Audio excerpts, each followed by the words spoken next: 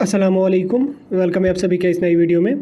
जैसा आप सभी को पता है कि फ़र्स्ट राउंड की एडमिशन प्रोसेस चल रही है और एडमिशन्स जो है मैक्सिमम स्टूडेंट्स ने किए हैं।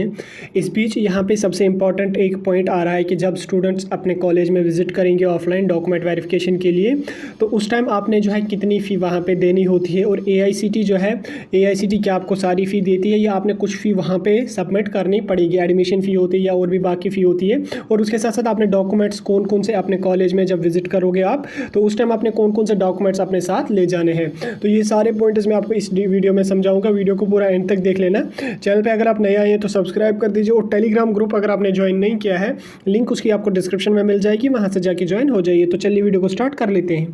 तो देखिए स्क्रीन पर जो आपको दिख रहा है स्क्रीनशॉट की, जब मेरी सिलेक्शन हुई थी तब मैंने अपना पोर्टल से लिया था। जब आपका कॉलेज अलॉट हो जाता है तो वहाँ पे फ़ी डिटेल्स में आपको ऐसा दिख रहा है।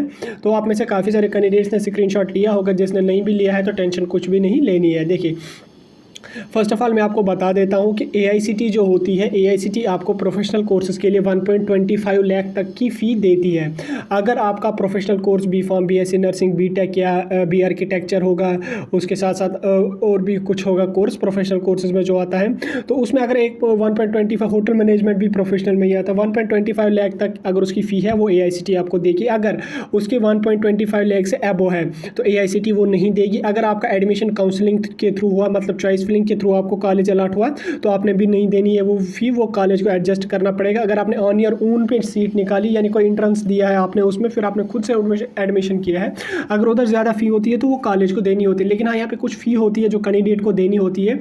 उसको देखने से पहले आप यहाँ पे देख लीजिए, हर कॉलेज में जो है, हर कॉलेज जो होता है वो आप अपनी फ़ी जो है, फ़ी रेगुलेटिंग कमेटी हर स्टेट की जो होती है उसके हिसाब से वो क्लेम करता है। देखिए यहाँ पे जो मेरा कॉलेज था उसने क्या क्या फ़ी क्लेम की थी। देखिए ट्यूशन फ़ी इन्होंने 52,000 क्लेम की थी, एडमिशन फ़ी भी इन्होंने की थी, यूनिवर्सिटी की इनरोलमेंट फ़ी भी इन्होंने की थी। ये मैं आपको इसलिए दिखा रहा हूँ ताकि आपको पता चल जाए, क्योंकि एडमिशन फ़ी, इनरोलमेंट, एग्जामिनेशन, जो लेबोरेटरी फ़ी जो है, ये फिर वहाँ चल के आपको मांगेंगे। स्पेशली एग्जामिनेशन फ़ी, ये थोड़ा सा ज़्यादा अमाउंट होता है, 5-6 हज़ार होता है। ये फिर कैंडिडेट्स को वहाँ पर मांगते हैं, इसलिए आप यहाँ पर देख लो इसको तो आपको समझ आ जाएगा। फिर देखो यूनिवर्सिटी की इनरोलमेंट फ़ी जो है 200 होती है, वो भी AICT देती है।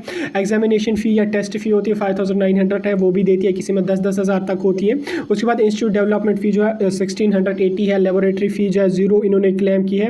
लाइब्रेरी फ़ी भी 0 है क्योंकि गवर्नमेंट यूनिवर्सिटी। आई कार्ड की फ़ी 30 है। इवन कि देखो आई कार्ड की फ़ी भी इनको मिलती है।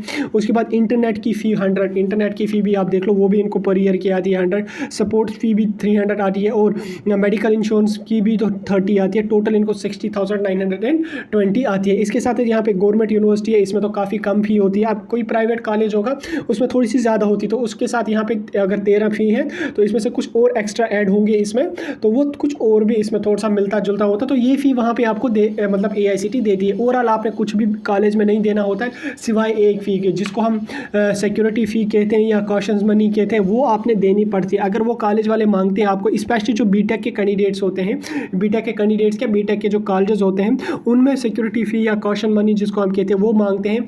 वो ज़्यादा नहीं होती, 4 से 5 हज़ार तक होता है, किसी में 3 हज़ार होता है, ज़्यादा से ज़्यादा अगर होगा तो 5 हज़ार होता है। वो अगर आपने मांगते हैं तो वो आपने देना पड़ेगा। देने के बाद क्या होता है कि जब आपकी डिग्री कंप्लीट हो जाएगी वो 5 हज़ार आपको डिग्री के साथ वापस मिल जाते हैं। वो एक ही बार आपने डिग्री में देनी होती है। ऐसा नहीं कि हर साल आपने 5-5 हज़ार देनी है। हर कॉलेज में वो बिल्कुल भी नहीं होता। जैसे हमारे कॉलेज में तो मैंने तो नहीं दी थी, हम में से किसी ने नहीं दी। उसके बाद जो नए बैच आए उनमें से तो किसी ने नहीं दी, लेकिन हमसे पहले जो थे उन्होंने जो है वो भरी थी 5-5 हज़ार, तो हमें जो है नहीं मांगी इन्होंने फ़ी।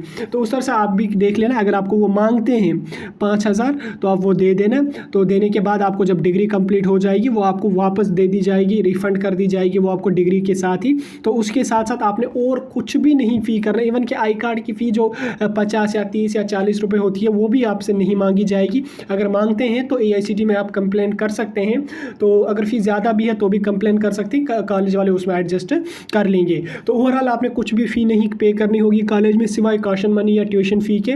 वो अगर कॉलेज वाले मांगते हैं वो आपको देनी, लेकिन हर कॉलेज में जो है ये फ़ी नहीं होती है। उसके साथ साथ अगर हम बात करें डॉक्यूमेंट्स की, इंपॉर्टेंट डॉक्यूमेंट आपको क्या क्या लगने वाला है। देखिए फर्स्ट ऑफ ऑल आपने जो रजिस्ट्रेशन के टाइम डॉक्यूमेंट्स अपलोड किए वो आपको वहाँ पे लग जाएगी, सिवाय इनकम सर्टिफिकेट के। इनकम सर्टिफिकेट ज़्यादा वहाँ पे मांगते नहीं, अगर है तो आप ले जाना साथ। उसके साथ साथ जब आप यहाँ पे सीट कंफर्म करके migration certificate, school living transfer certificate वगैरह जो कुछ भी भी अपलोड किया वो आपको वहाँ पे ले जाने हैं। उसके साथ साथ डीबीटी में आपको मैंडेट फॉर्म एक डालना पड़ेगा, वो भी आप ले जाने, यानी कि रजिस्ट्रेशन और इसमें काउंसलिंग में जब आपने सीट कंफर्म की तो उस टाइम जो डॉक्यूमेंट्स आपने वहाँ पे अपलोड किए वो सब आपको ले जाने हैं। जैसे आपका 10th की मार्कशीट हुई, 12th की मार्कशीट हुई, 10-12 की डेट ऑफ बर्थ अगर आपके पास है, वो school leaving certificate, character certificate, discharge certificate भी तो वही होती है, माइग्रेशन सर्टिफिकेट आपको लगेगी, कैटेगरी अगर कोई है वो आपको लगेगी, उसके साथ साथ आपका जो है डोमिसाइल आपका लगेगा, जो और भी आधार कार्ड वगैरह होगी। यार कि मैंने अभी इन शॉर्ट में आपको बोला जो आपने रजिस्ट्रेशन के टाइम अपलोड किए और जो आपने जो है सीट कन्फर्म करके डॉक्यूमेंट्स अपलोड किए वो सब आप वहाँ पर ले जाना। उसमें से आपको माइग्रेशन सर्टिफिकेट जो आप ले लोगे वो वहीं पर ले लेंगे, वो